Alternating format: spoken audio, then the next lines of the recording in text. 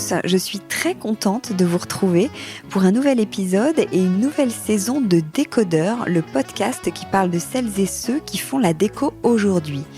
Si vous ne connaissez pas encore, bienvenue, je suis Hortense Leluc, journaliste déco depuis 20 ans cette année, ce qui ne me rajeunit pas. Et ici, je reçois des pros de la déco, un architecte ou un designer, une marque que vous aimez ou que vous allez découvrir, un entrepreneur, un créatif ou un influenceur, quelqu'un que vous allez connaître ou pas, mais qui dans tous les cas va nous parler de son savoir-faire, de ses inspirations, des tendances, de l'actu, de l'envers du décor. Bref, ici, la déco, ça s'écoute. D'ailleurs, pour ne pas rater les prochains épisodes, ou bien retrouver ceux qui sont déjà en ligne, je crois qu'il y en a plus de 130, vous pouvez vous abonner gratuitement en appuyant sur les 3 petits points en haut à droite de l'application que vous êtes en train d'utiliser. Bouton s'abonner. Et si cet épisode vous plaît, n'hésitez pas à le partager à quelqu'un qui pourrait être intéressé ou en story, parce que oui, Décodeur, c'est également un compte Instagram où je partage pas mal de choses, une newsletter 2 fois par mois et le nom de ma société parce que pour info, je mets aussi mon expertise de journaliste et de créatrice de contenu au service d'autres médias ou de marques. Mais bon, j'ai beaucoup trop parlé. Allez, je laisse la parole à mon invité. C'est parti. Au fil des couleurs est véritablement une référence en matière de panoramique et papier peint. Jeune journaliste en stage chez Marie-Claire Maison il y a bien longtemps, je me souviens très bien de cette première fois où je suis entrée dans cette mythique boutique de la rue de l'Abbé Grégoire et dans laquelle nous enregistrons aujourd'hui. Entre décors panoramiques, papier peint des plus grands éditeurs français et internationaux, tissus haut de gamme, styles qui vont des indémodables aux nouvelles trouvailles, c'est vraiment une grande joie de rencontrer Nathalie Cohen, la responsable de la boutique Au fil des couleurs qui fête ses 30 ans cette année. Bonjour Nathalie. Bonjour Hortense. Alors racontez-nous, on va commencer vraiment par les débuts, l'histoire d'Au fil des couleurs. Quelle est l'histoire ? Au fil des couleurs a été créé par Madame Texier, Carole Texier, donc il y a 30 ans, qui a ouvert donc cette boutique avec des présentations de papier peint surtout et quelques tissus également. Et puis donc moi je suis arrivée bien après, où le papier peint d'ailleurs commençait à redémarrer, à avoir une nouvelle image. C'est vrai que j'arrivais un peu dans ce domaine un peu nouveau pour moi aussi, avec un autre regard. Et c'est vrai qu'on a joué de complémentarité avec Madame Texier, puisque elle était là dans le domaine depuis un petit moment, puisque sa maman y était aussi. Sa maman avait une boutique aussi de papier peint et de panoramique, très connue sur la place de Paris également. Qu'est-ce qu'il avait ? Il avait quoi comme il y a 30 ans, comme image, le papier peint, vous disiez ? Alors c'est vrai qu'on commençait un petit peu peut-être à sortir de cette période de peinture qu'on a eue pendant un gros moment en France. Et on recommençait avec surtout beaucoup d'anglais qui étaient toujours présents dans le papier peint, qui ne sont jamais sortis en fait du marché. Les Français s'essoufflaient un peu, mais bon, en même temps, il y avait des marques assez osées comme Elitis ou des choses comme ça qui revenaient, d'autres marques qui revenaient sur le marché français. Et c'est vrai que à un moment donné, il y avait ce côté un peu extravagant des papiers peints anglais qui étaient toujours là et qui venaient avec plus de nouveautés. Et je me souviens très bien d'une des collections de Collinson qui avait un peu écarquillé les yeux de Madame Texier en disant « on ne va jamais arriver à vendre des arbres nus comme ça sur un papier peint ». Et moi, j'étais ébahie parce que je trouvais ça très, très beau. Et donc, elle m'a fait confiance. Et puis, on a avancé dans le choix de ce genre de collection. Et c'est vrai que Collinson avait une force et a toujours cette force, en fait, et cet avant-gardisme qu'il a pour le papier peint. Ouais, parce que vous, je disais, vous distribuez plein d'éditeurs français internationaux. Vous êtes distributeur, éditeur. Est-ce que vous pouvez nous expliquer ces termes, un peu la différence pour ceux qui ne sont pas forcément du milieu ? Alors en fait, la distribution pour Au fil des couleurs, elle s'est vraiment déclenchée quand Monsieur Allard a repris donc la société Au fil des couleurs et a voulu représenter. En fait, on représente plusieurs marques sur le marché français. C'est-à-dire que nous, actuellement, on représente 7 marques comme Miss Print, une marque anglaise, Collinson, Boras Tapeter, qui est une marque suédoise, Sandberg, aussi une marque suédoise, Thibaut, qui est une marque américaine. Bien sûr, les Dominotiers, qui est notre marque. Donc là, ça veut dire qu'on va prendre les collections et on a un réseau de commerciaux qui tournent et qui vont voir les autres boutiques de papier peint, les grosses enseignes de papier peint sur la France et leur proposent ces collections. Donc là, c'est la distribution de marques qui peuvent venir de Suède, d'Angleterre, tout ça, sur la France. L'éditeur, lui, c'est celui qui va peut-être créer certaines références de papier peint, même si sur certaines références, il va s'inspirer de motifs d'art déco, enfin, reprendre des références qui existent déjà.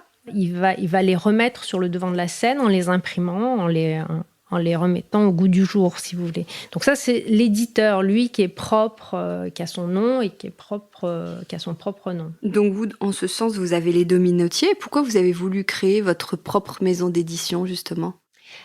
C'est vrai que quand on est un peu dans le papier peint, tout ça, on s'aperçoit qu'il y a une demande aussi de la part de certains clients et Monsieur Allard, qui est très à l'écoute en fait de la demande des clients, de ses clients et des clients de la boutique, avait envie donc de répondre à cette demande. Et donc on a créé une première collection qui s'appelle le volume 1, où c'était vraiment du papier peint vendu au rouleau.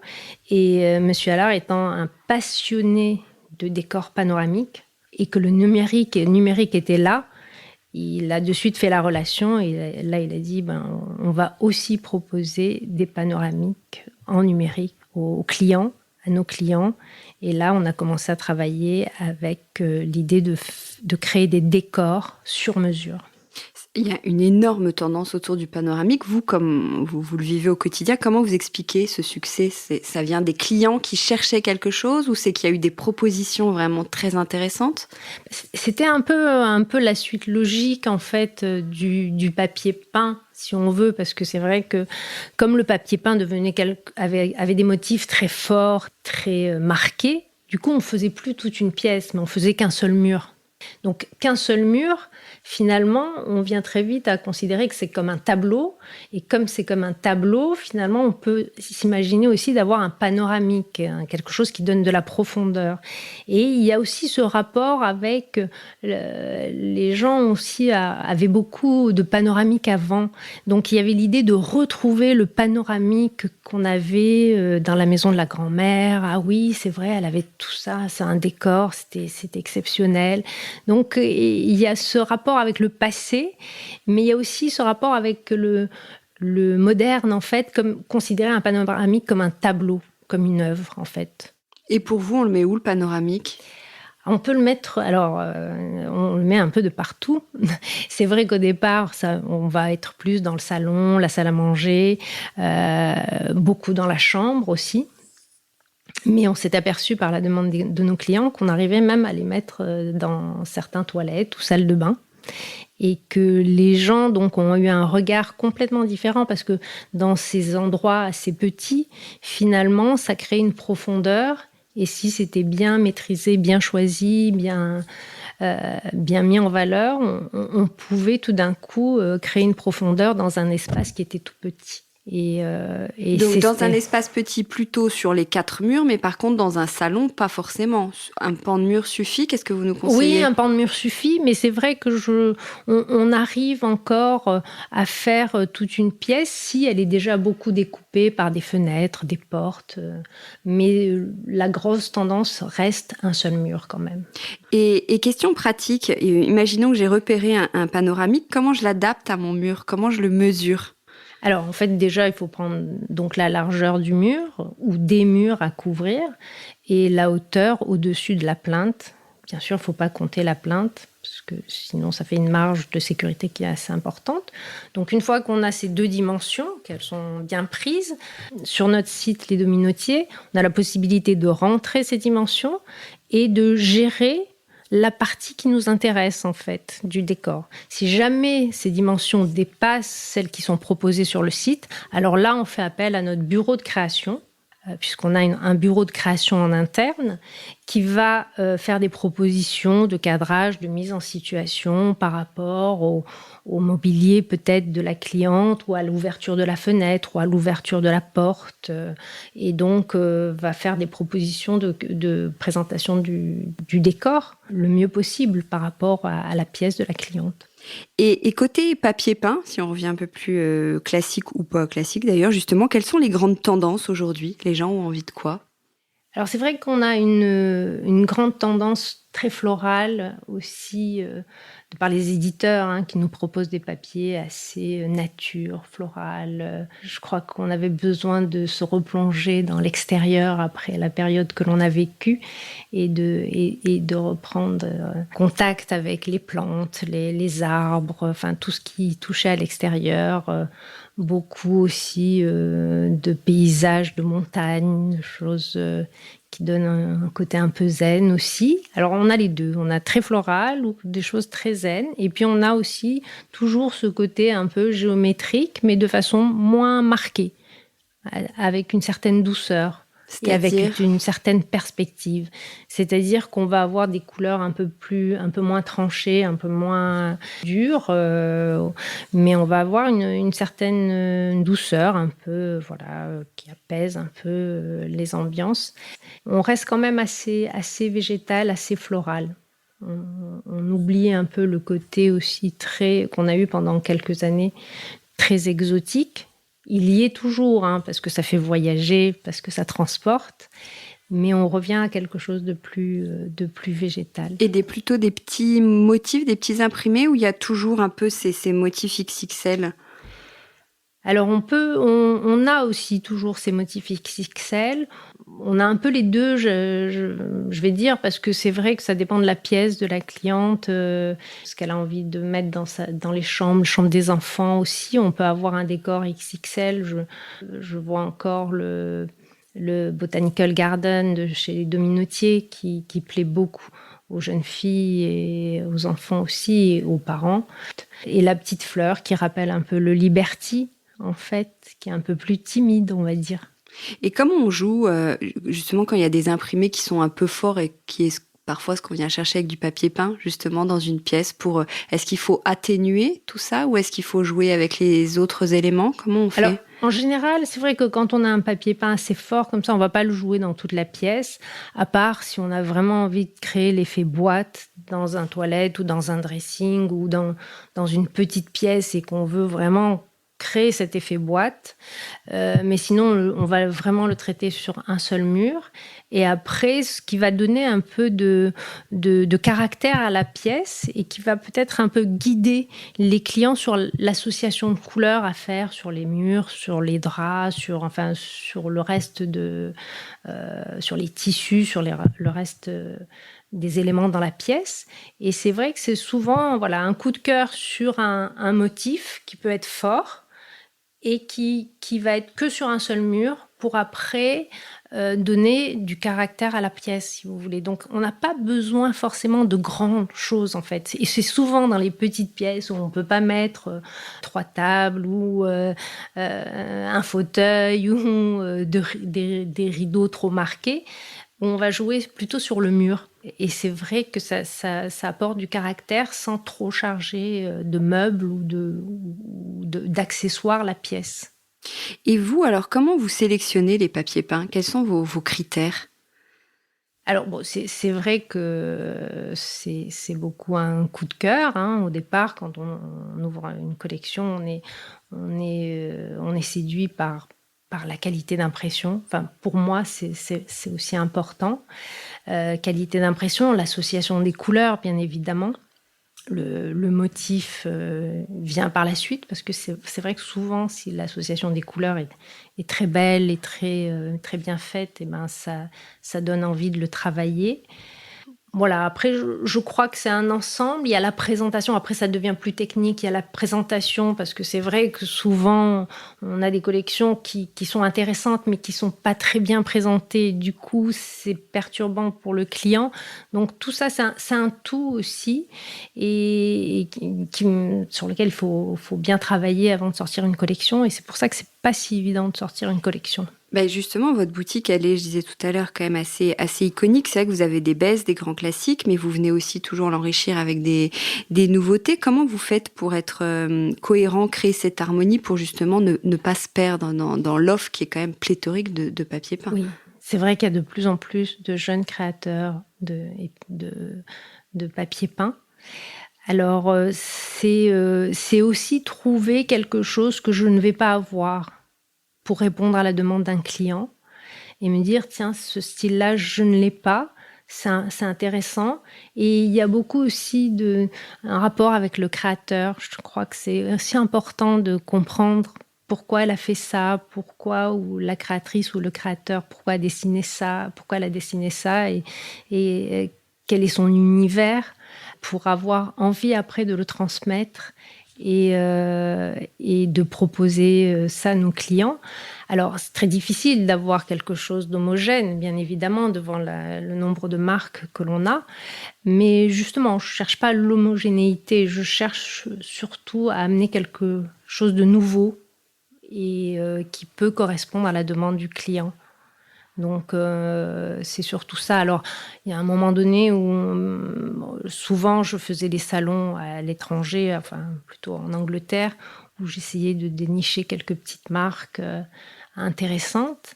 Et puis maintenant, je suis souvent contactée par des jeunes éditrices ou créatrices qui viennent me présenter leur travail. Mais c'est vrai qu'avant de les recevoir, je leur demande souvent de m'envoyer des échantillons pour voir la qualité d'impression et la qualité du dessin. Et souvent, c'est difficile de prendre une décision parce qu'il faut vraiment que ça apporte quelque chose de nouveau dans la boutique. C'est quoi là? Ça fait 2 fois que vous mentionnez la qualité d'impression. C'est quoi la Oui, qualité d'impression? il faut quand même que ce soit une impression nette et lisible. Parce que maintenant, avec le numérique, avec tous ces instruments voilà, de Photoshop et tout ça, souvent on va avoir quelque chose d'assez un peu pixelisé, un peu flou. Donc l'idée, c'est d'avoir quand même un dessin qui soit vraiment dessiné et on n'ait pas l'impression que ce soit, même si certains sont faits sur ordinateur, que ce ne soit pas fait de façon mécanique, ordinateur, quoi. Vous dites, vous trouvez, vous cherchez, vous êtes à la recherche quand même de nouvelles pépites. Comment vous travaillez avec elles concrètement en fait? Vous avez même contribué à en lancer certaines, donc j'imagine que Oui. c'est un travail de fond et de confiance. Oui, tout à fait. Alors c'est vrai que souvent, alors je dis elles parce que c'est souvent des jeunes femmes. C'est étrange, mais souvent des jeunes femmes qui viennent et qui me montrent 1 ou 2 dessins. Mais comme je leur explique, je peux pas aussi ne montrer qu'1 ou 2 dessins parce que en fait, l'idée c'est de présenter une collection quand même et d'avoir un book. D'avoir vraiment un book où les gens peuvent feuilleter, parce que j'ai souvent eu des jeunes éditrices ou jeunes créatrices qui sont venues avec 3-4 dessins qui étaient superbes, que je présentais comme ça, mais qui après n'allaient pas plus loin en fait. Donc l'idée c'est de concevoir une collection, parce que quand on conçoit une collection, on montre aussi son style et son univers. Donc ça, il faut le travailler. Et souvent, je dois m'armer de patience parce que ça peut prendre 1, 2, 3 ans, 4 ans. Et au bout de la 4e année, elles arrivent en me disant, voilà, j'arrive avec ma collection, ce qui est un peu normal parce que ça se dessine pas comme ça. Puis on en discute. Alors, il y a certains modèles que je vais prendre et d'autres, je vais leur dire, bah, finalement, dans ce book, pour au fil des couleurs, je voudrais avoir que ces quelques dessins. Parce que quand elles créent aussi, elles peuvent en créer beaucoup par peur de rater quelque chose, mais du coup, c'est pas ce qu'il faut aussi. C'est resserrer et vraiment présenter ce qui a du caractère et qui a une force, en fait. Et donc, voilà, c'est vraiment un travail à 2, une discussion. Alors, ça prend du temps. J'essaie de leur consacrer un peu de temps aussi pour en parler avec elles. Et souvent, en fait, aussi, ce qui se passe, c'est qu'on a des créateurs qui travaillent sur certains un marché à l'étranger qui marche très très très bien et puis qui ne connaissent pas du tout le goût français ou la gamme de couleurs qui plaît en France. Donc on essaie de travailler en disant ça va pas forcément fonctionner, mais ça peut fonctionner. Voilà, donc on essaie de travailler ensemble. Et souvent j'ai été amenée à rediscuter des couleurs, par exemple, pour certaines collections qui étaient créées par des entreprises, des éditeurs allemands, où on avait des teintes assez dures, mais aujourd'hui, ils ont fait beaucoup d'efforts et ils ont compris qu'il fallait un peu s'adoucir et apporter des teintes un peu plus subtiles. Ouais, vous dites le goût français. C'est quoi le goût français ? Il y a quand même ce regard où on est très... comment dire, très, très sensible à la couleur, aux associations. Faut pas oublier que Paris, Paris et la France, c'est quand même l'univers de la mode, des associations, des choses un peu pas aussi folles qu'en Angleterre, mais quand même, il y a quelque chose il y a une élégance en fait qui est là et qu'il faut respecter, même dans le papier peint, même si on aime bien la folie des Anglais qui vont mélanger plein de choses entre eux. Mais il y a aussi ce rapport à la couleur, à l'élégance, à la douceur qui est aussi importante en France aussi. Et à la luminosité, parce que en fait tout ça dépend aussi de la lumière, hein, de l'extérieur, comment on le vit, tout ça. Donc c'est vrai qu'en Allemagne, on arrivait à reconnaître si c'était des papiers peints qui venaient d'Allemagne, parce que c'était assez marron et marron. Donc on leur a dit non, on voudrait un peu plus de couleurs là. Donc oui.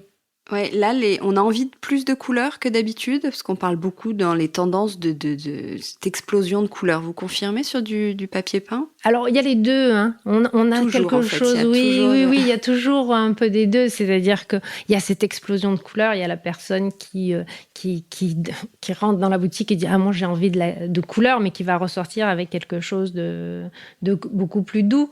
Mais... la couleur, elle peut être apportée par la peinture, par des associations. Mais en effet, c'est vrai qu'on a tendance aujourd'hui à aller faire des choses un peu plus colorées, même si la tendance assez douce reste quand même derrière, parce que on a ce côté toujours apaisant, zen, qui est toujours derrière. Hein.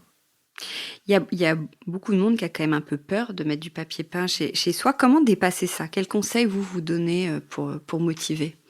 Alors en général, les gens qui ont peur de poser du papier peint, ils vont commencer par la pièce où ils vont peut-être avoir carte blanche, c'est-à-dire les toilettes. Et c'est là où ils vont un peu s'exprimer. Et puis après, ils s'aperçoivent que tiens, ça fait son effet, donc ils vont continuer. Et la chambre, bien sûr. Mais la chambre, c'est quelque chose de plus intime. Donc il y a un autre rapport avec la chambre. Alors, la chambre d'enfant, par exemple, elle, oui, on va pouvoir un peu plus s'exprimer. Mais c'est vrai qu'au départ, on leur dit pas de tout faire, ça peut être un petit mur, ça peut être un petit coin dans le salon ou dans le couloir, ou des axes de passage aussi. On stationne pas devant comme dans un salon, en effet, ou si je fais un grand mur, si ça me va pas, c'est plus contraignant que si je le fais dans un couloir ou dans un endroit où je passe moins de temps. Donc, on commence par peut-être leur conseiller de faire des endroits où, voilà, ça c'est pas quelque chose qu'ils vont avoir dans leur salon si vraiment ils ont peur. Et puis après, je pense qu'une fois qu'ils l'ont posé, ils sont plus rassurés et souvent ça les aide en fait. Hein. Ça les aide à continuer leur décoration. Ça peut être un fil conducteur.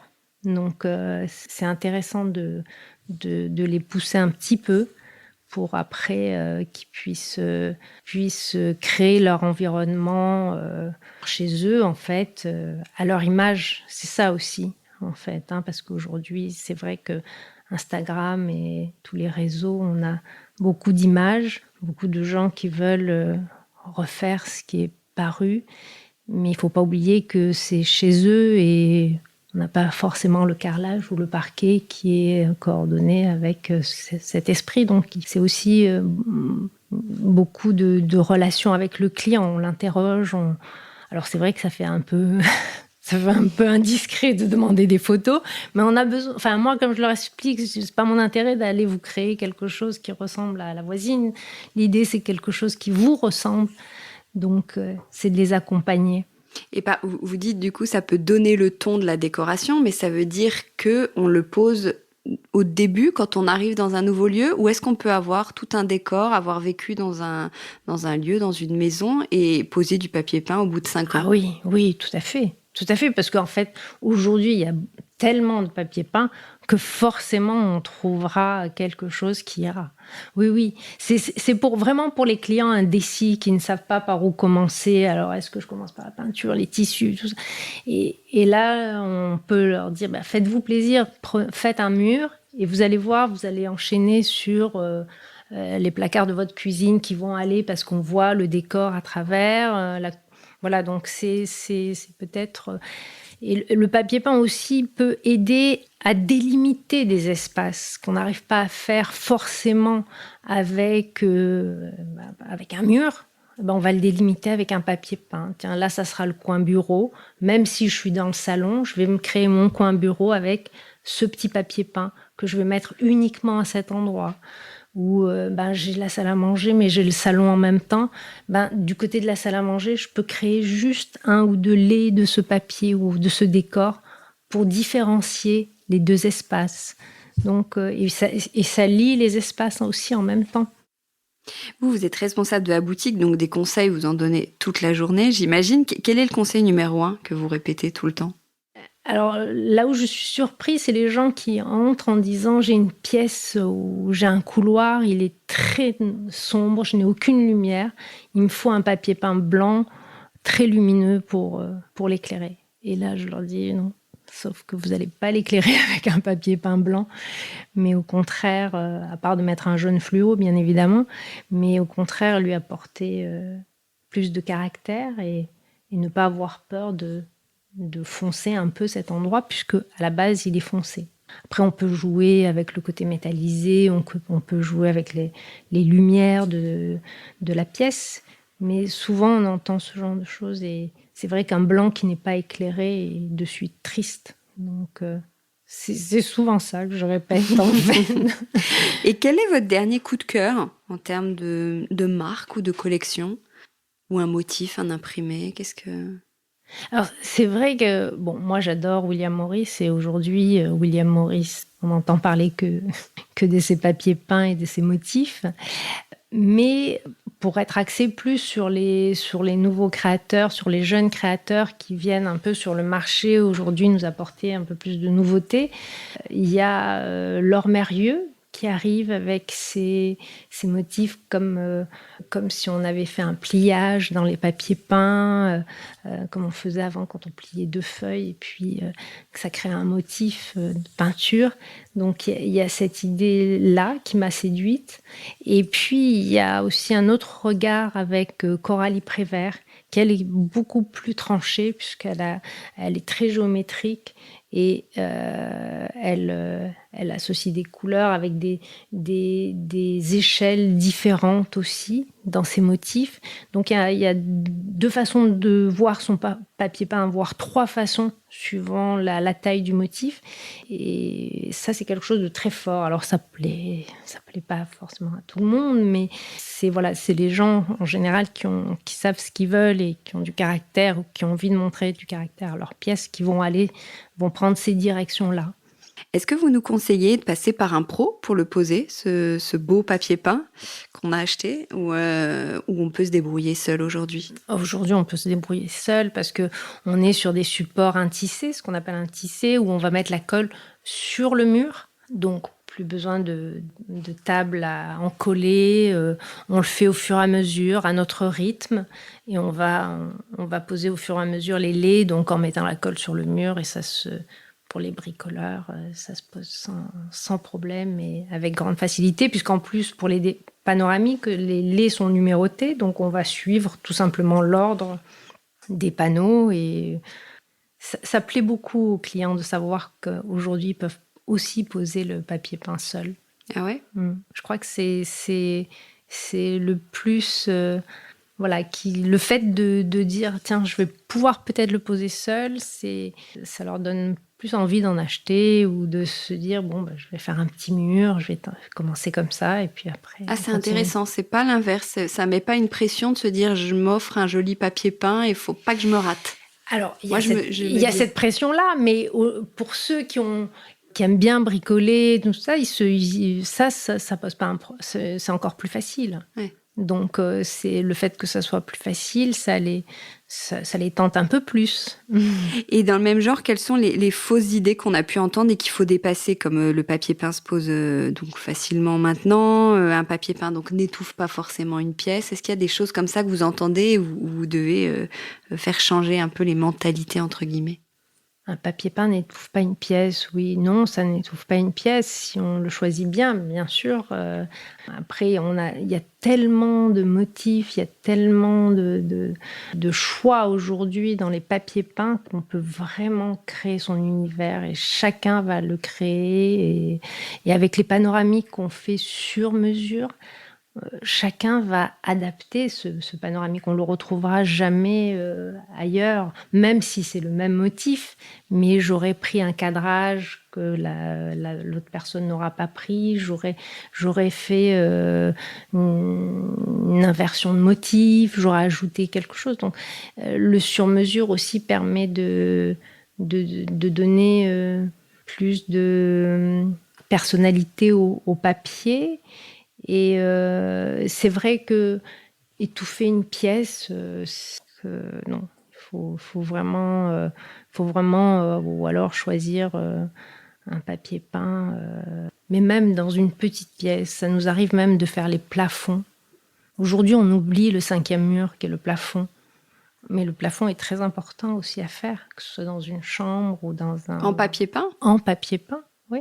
En papier peint, ça donne une autre perspective et c'est arrivé de faire que les plafonds avec certains clients parce que ils avaient beaucoup de choses sur les murs et ils se sont dit moi j'ai beaucoup de choses sur mes murs, je vais pas en plus rajouter un papier peint. Si vous avez le plafond où vous pouvez éventuellement créer une autre dimension à votre pièce. Alors ça n'étouffe pas, mais ça rapetisse, non ?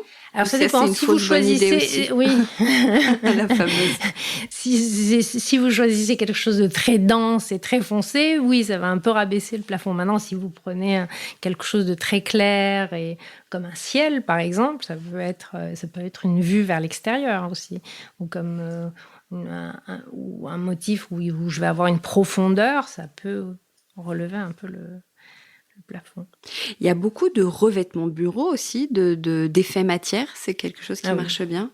Oui. Et puis c'est vrai que la technique aujourd'hui fait qu'on a des effets de matière incroyables. Mais ce sont des effets de matière ou ce sont des vraies matières ? Alors, il y a 2 choses. Il y a l'effet de matière qui aujourd'hui, par la technique, nous amène à voir des choses incroyables, mais vraiment où on a vraiment l'impression que c'est la vraie matière, mais pas du tout. C'est presque un trompe-l'œil, en fait. Et puis, il y a le tissage, l'artisan sans derrière, parce qu'il y a ce travail de la vraie matière, de la vraie paille, du vrai bambou. Et ça, derrière, ce sont des artisans incroyables, ou avec même de la nacre. On travaille des choses incroyables où on a aussi des associations, des motifs avec de la paille japonaise qui sont faits comme un calpinage en fait de plusieurs motifs qui s'entrecroisent. Moi je suis complètement ébahie par ce travail qu'on retrouve de l'artisan, de la personne qui va travailler ça avec ses mains, qui va tisser, qui va travailler la matière avec comme un tissage, comme à l'ancienne, quoi. Et puis de l'autre côté, il y a aussi la technicité qui fait qu'aujourd'hui, on a des fausses matières qui ressemblent à des choses qui, de loin, On a l'impression que c'est vrai, mais c'est juste un trompe-l'œil, quoi. Donc, c'est assez impressionnant, oui. J'ai vu que vous aviez aussi des papiers peints à peindre. Ah oui, Là, ça existe depuis longtemps, le papier peint à peindre. On le voyait déjà dans Quel les est l'intérêt, en fait? pubs C'est pour anglais. créer du relief? On choisit un Oui, papier peint en relief? Parce que oui. sinon, pourquoi ne pas peindre directement? Non, parce qu'on a justement le relief. Oui, voilà. Alors, la peinture, elle va se poser sur quelque chose de plat, bien sûr, donc il n'y a pas de relief, pas de... Et là, le papier à peindre, on le voyait souvent, en effet, dans les plafonds, les pubs anglais, où on avait ce relief, et puis on peut le peindre plusieurs fois aussi. Donc, non, ça apporte du relief au mur, quoi. Et en parlant de relief, vous proposez des frises, des soubassements, hein, des soubassements qui peuvent être très beaux. Qu'est-ce que ça apporte et comment on l'utilise, le soubassement? Oui, l'avant-dernière collection et la dernière collection des Dominotiers, on a beaucoup joué sur les soubassements parce qu'on s'est aperçu vraiment que ça apportait du caractère à la pièce aussi, et puis un autre regard sur le panoramique, parce que du coup, le fait de le surélever, de le mettre un peu plus haut à hauteur d'un soubassement, c'est-à-dire de 70, et de mettre ces meubles un peu au niveau des soubassements. Donc, on surélève ce décor qui est intéressant, et donc on a une autre perspective aussi. Et le soubassement apporte aussi cette idée de trompe-l'œil, de fausse moulure, de fausses bordures aussi, puisque maintenant on en a fait aussi qui ornent un peu les plafonds. Donc, non, c'est intéressant. Ça rythme l'espace. En fait, si vous voulez, même si on est sur du ton sur ton quelque part, mais ça va rythmer un mur, ça va rythmer l'espace. Donc, on a des soubassements très contemporains, d'autres plus classiques, et d'autres imitant le canage aussi, qui a eu le canage est entré beaucoup dans les maisons avec tout ce qui est luminaire, tout ce qui est siège, tête de lit.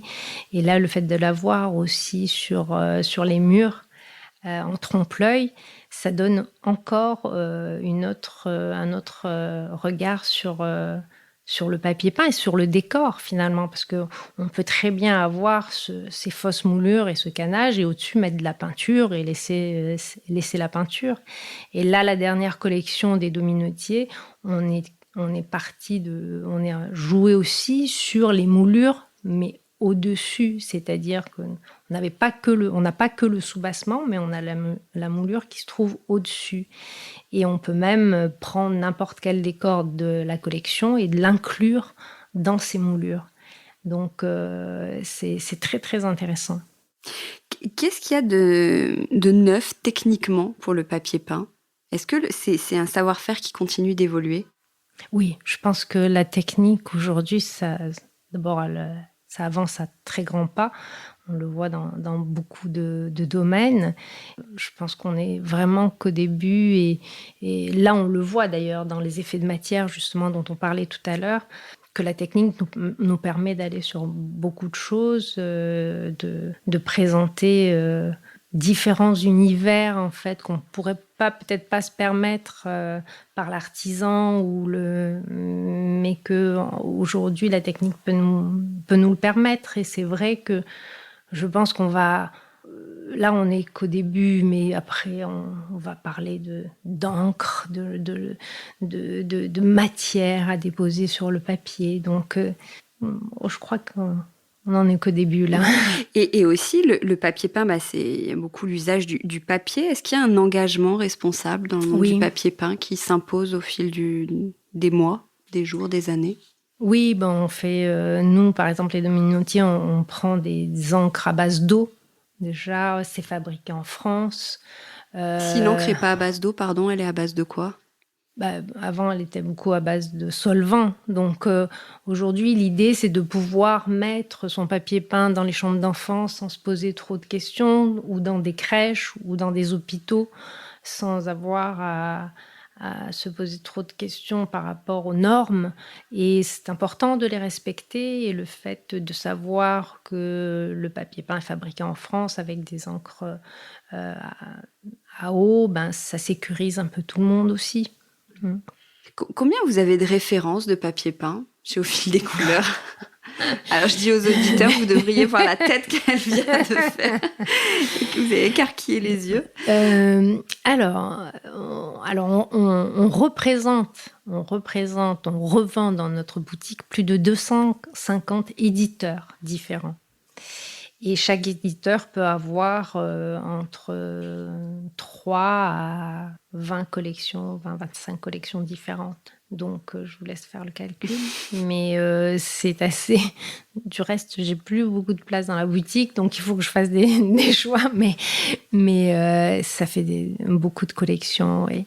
Oui. Surtout que...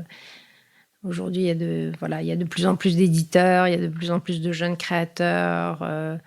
Je crois que c'est devenu un mode d'expression pour tous les artistes qui plaît et qui intéresse tout le monde, que ce soit aussi bien le décorateur que celui qui vient de la mode ou celui qui... je crois que c'est un moyen d'expression qui plaît à beaucoup, beaucoup d'artistes. On parlait des dominotiers tout à l'heure, c'est une équipe qui est dédiée en fait, c'est ça? Oui, tout à fait. On a un studio de création qui est basé sur Paris avec 4 personnes qui vont créer, se pencher sur la tendance de la prochaine collection, réfléchir. On fait aussi appel à des designers extérieurs qui viennent compléter peut-être la collection. Donc, c'est un mélange de travail au sein de notre studio de création et aussi de dénicher de nouveaux créateurs qui seraient intéressés par venir compléter la collection par un de leurs dessins. Et vous jouez un rôle dans les dominotiers ou pas forcément? Alors, je joue un rôle dans le sens où moi, j'ai la chance d'écouter ce que veulent les clients. Donc, souvent, je peux leur dire, voilà, attention, il y a des couleurs qui plaisent moins bien, il y a des tendances que les clients aimeraient avoir, aimeraient retrouver, il y a des choses qui plaisent, d'autres un peu moins. Et c'est vrai que, bon, venant de la mode aussi et venant du dessin textile, j'ai un regard aussi qui peut être aider, je veux dire, l'équipe, parce que j'ai aussi l'autre partie, c'est-à-dire la vente. Et donc, quand on a les deux en même temps, on a un regard qui est un peu différent aussi. Ouais. Vous, quel est votre rôle? Quel est votre quotidien? À quoi ressemble une journée type, par exemple? Vous faites un peu au four et au moulin, j'ai l'impression. Oui, c'est vrai que d'abord c'est la boutique, qu'elle soit à l'image de ce qu'on a envie de donner, c'est-à-dire présenter un maximum de choses. Alors c'est vrai que ça prend beaucoup de temps, on essaie de mettre pas mal de choses en vitrine ou sur les panneaux de présentation, de mettre un maximum d'éditeurs ensemble, même si c'est pas forcément facile de tout coordonner. Mais voilà, l'idée, c'est de présenter un maximum de choses aux clients, de voir que le papier peint a beaucoup évolué et que c'est pas forcément ce qu'on pense, comme on le voyait avant, en fait. Donc, beaucoup de gens sont surpris de voir qu'aujourd'hui, il y a beaucoup, beaucoup, beaucoup de créations et de voir la technique aussi, dont on parlait tout à l'heure, qui permet de faire des choses incroyables.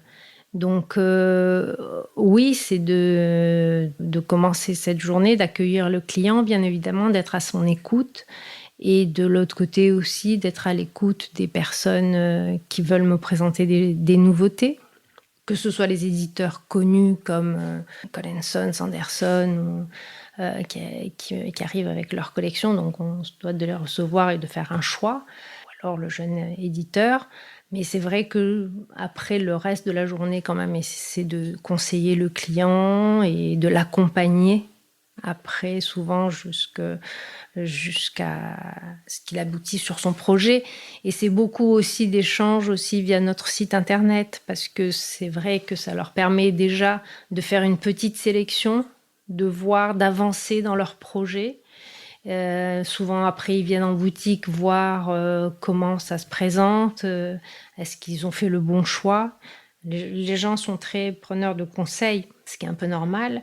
Et donc on a beaucoup cet échange avec notre site internet qui est intéressant en fait, hein, de voir comment le client peut après acheter sur internet et en boutique. Donc c'est vraiment un échange très intéressant et souvent on lui conseille d'aller affiner son choix en regardant ce qui est proposé, parce que souvent les visuels, c'est ce qu'on dit beaucoup aux éditeurs, mais les visuels des mises en situation aident beaucoup le particulier parce qu'il n'arrive pas forcément à se projeter. Autant le décorateur, oui, mais le particulier n'arrive pas forcément, et c'est normal, à se projeter quand il fait un choix de papier peint. Donc vous travaillez bien avec des particuliers, parce que beaucoup d'éditeurs de papier peint qui travaillent pas en direct et plutôt avec des architectes ou des décorateurs. Mais vous vendez, vous faites les deux.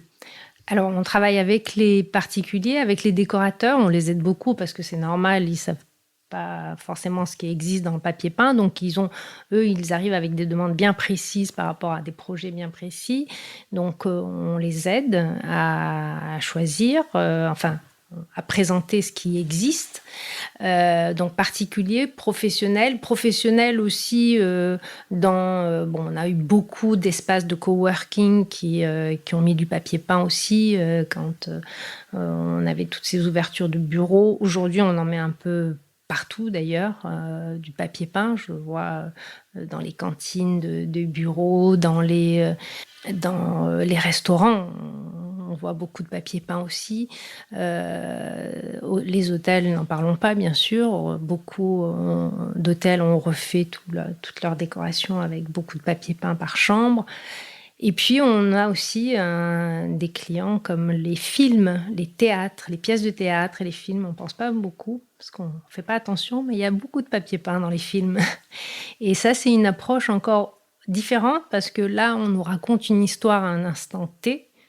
Donc, il faut se replonger dans cette période et essayer de les amener vers le papier peint qui pourrait représenter dans cette scène l'ambiance que le chef déco souhaite.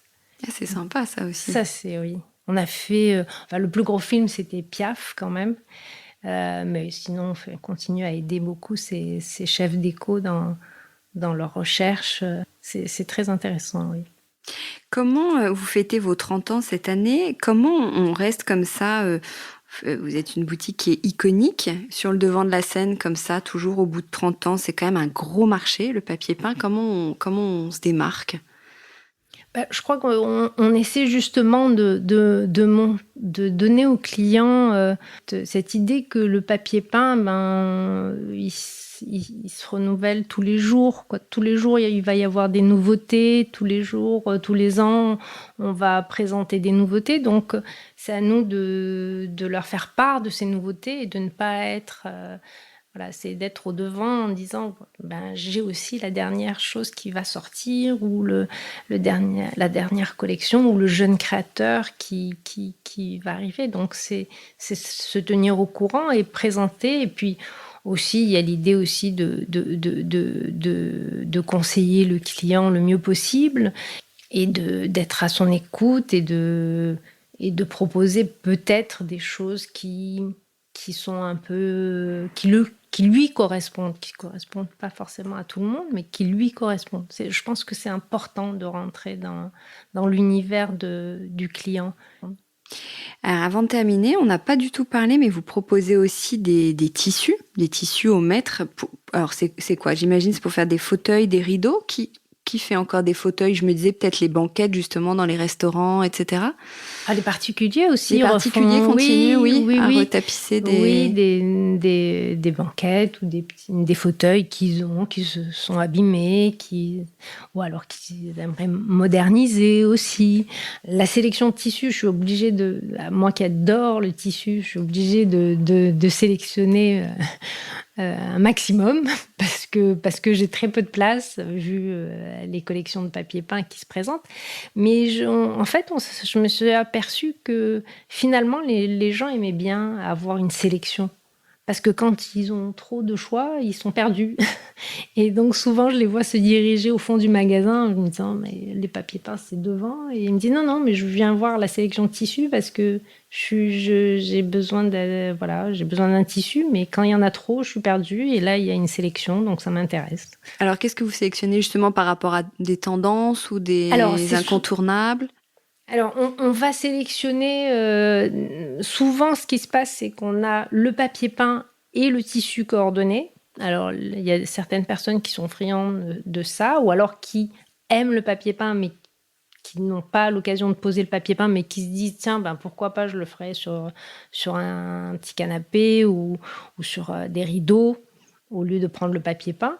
Donc, il y a cette association-là. Et puis, il y a aussi le fait que on va sélectionner un coup de cœur, nous aussi. C'est comme le papier de peint, c'est-à-dire qu'on va sélectionner parce que la matière est belle, parce que le motif est intéressant, parce que j'ai eu la demande, tiens, il y avait des clients qui recherchaient ces motifs un peu art déco. C'est vrai que ceux-là, ils sont intéressants, on pourrait leur faire une petite sélection, leur proposer, mais il faut... Malheureusement, il y a aussi beaucoup, beaucoup de tissus et de très, très beaux tissus, parce que là aussi, la technique fait qu'il y a des tissages assez incroyables, et la sélection est très dure. Et on arrive à la faire. Est-ce que vous avez beaucoup de papier peint, vous, chez vous? Bonne question et très étrange, mais je n'en ai pas. C'est peut-être le fait de les voir toute la journée et de me dire, une fois que je l'aurai posé, ah oui, mais celui de l'année prochaine, il est encore mieux. Parce que c'est vrai qu'on voit les collections en avance, mais je crois qu'il y a des incontournables que je vais finir par poser. Il y a des grands classiques que je vais finir par poser un jour ou l'autre. Alors je termine avec la question iconique de Décodeur. Si vous deviez organiser un dîner, on va dire un dîner dans la boutique, qui seraient les 6 invités qui iraient bien dans votre univers, dans ce décor?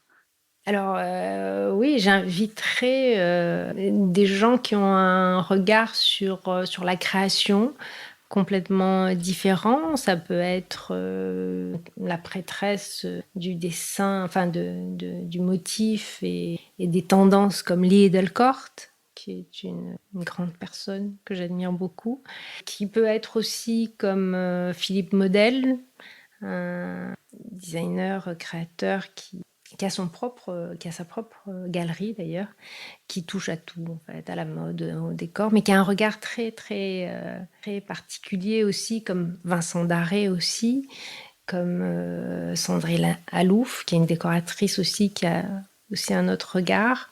Elle est plus là, mais mon grand regret, c'est André Poutman, parce que j'ai toujours aimé son regard sur la décoration et ce qu'elle a apporté d'ailleurs à l'architecture intérieure. Puis après, tous ceux qui m'ont aidé, qui m'ont accompagné pendant ces années au fil des couleurs, parce que j'ai rien fait seule de toutes les façons. Et Monsieur Allard m'a fait confiance et je l'en remercie. Et c'est grâce à lui aussi que j'ai pu m'épanouir dans ce métier. Et grâce aux personnes qui m'ont accompagnée, qui ont été de passage, d'autres sont restés un peu plus longtemps, d'autres étaient de passage 2 années, mais c'est toujours, c'est toujours des rencontres intéressantes et d'être à leur écoute, c'est toujours très pertinent. Ça fait combien de temps que vous êtes chez Au Fil des Couleurs? Moi, ça fait 18 ans maintenant. Et c'est vrai que c'est aussi émouvant de voir qu'aujourd'hui, certains ont pris le parti de créer leur collection. Donc, et qui viennent me voir en me disant « Mais qu'est-ce que t'en penses, Nathalie ? que vous avez lancé. Ouais. Alors, que j'ai lancé, non, qui ont travaillé au sein de Au fil des couleurs et qui se sont lancés après et qui viennent me demander aujourd'hui ce que j'en pense. Après, les personnes qui se sont lancées aujourd'hui, elles viennent plus me voir, que j'ai aidé à lancer, mais elles viennent plus me voir parce que ça y est, maintenant, elles ont compris ce que c'était, marcher du papier peint, mais c'est toujours intéressant d'en discuter aussi avec elles. Oui. Merci infiniment Nathalie, c'était vraiment très riche comme conversation, plein d'infos. Merci beaucoup. Merci à vous Hortense. Merci. Décodeur, c'est terminé pour aujourd'hui. Merci beaucoup d'avoir écouté en entier. Si vous avez aimé cette émission, n'oubliez surtout pas de vous abonner au podcast pour ne pas rater les prochains épisodes. Bien sûr, vous pouvez aussi la partager en l'envoyant à vos proches ou en story Insta. D'ailleurs, vous pouvez me retrouver sur le compte Décodeur où je poste quasiment tous les jours. Et si jamais vous écoutez cette émission sur Apple Podcast et que vous avez 20 secondes, n'hésitez pas à laisser un commentaire. C'est juste sous la liste des épisodes. C'est comme partout, plus j'ai d'avis et d'étoiles, plus le podcast se détache et se fait connaître. Voilà, merci beaucoup et à très bientôt alors, ici ou ailleurs.